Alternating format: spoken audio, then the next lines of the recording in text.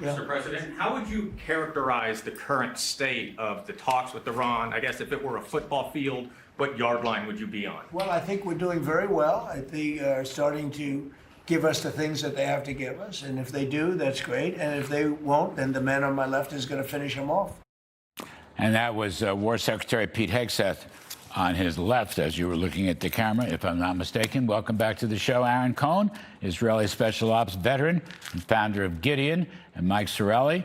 Welcome back, retired U.S. Navy SEAL, host of The Unsung of Arlington, Season 2, available now on Fox Nation. God bless you, Mike. We appreciate it very, very much. In fact, let me begin with you because judging from the past, Iran never does improve its behavior and becomes a civilized country. And furthermore, we're going out to the Reagan Library this evening and tomorrow and Friday.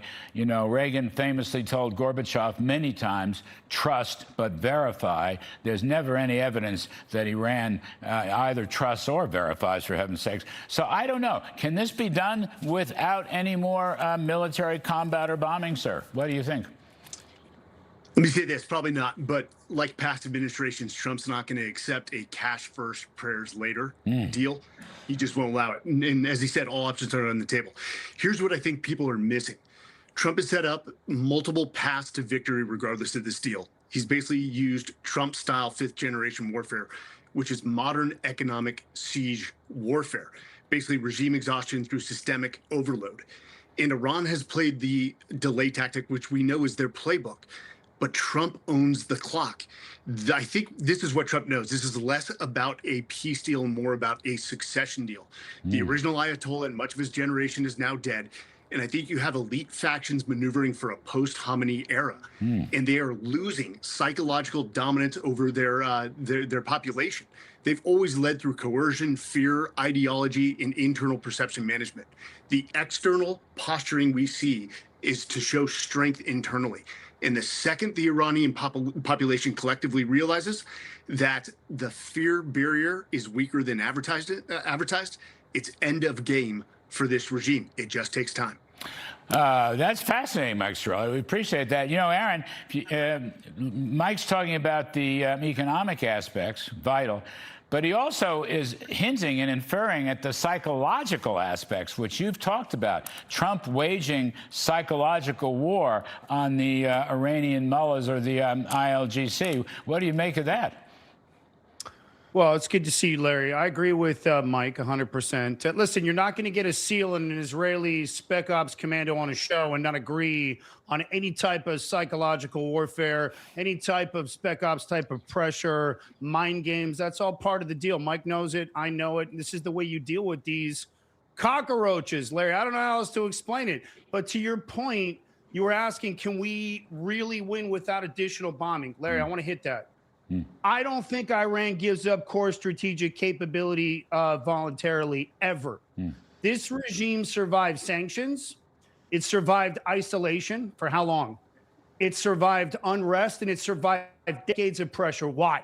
Because the regime survival model is built around one thing, and Mike will agree with me: endurance.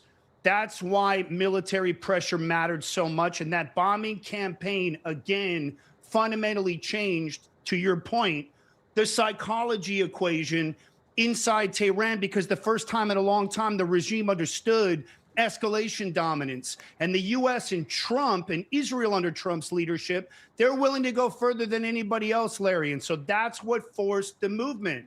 There's no diplomacy with these animals. They're rats. They're cockroaches. So now, does that mean endless bombing? No.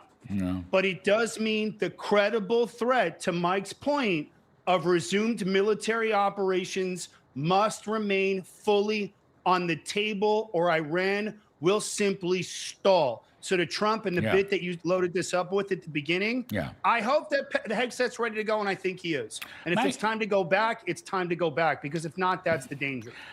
Mike Sarraille, interesting. When I asked our ace White House reporter, Peter Doocy, about reinstating Project Freedom, to use the Navy, essentially, to reopen the Strait of Hormuz, Peter said no one's really talking about that internally.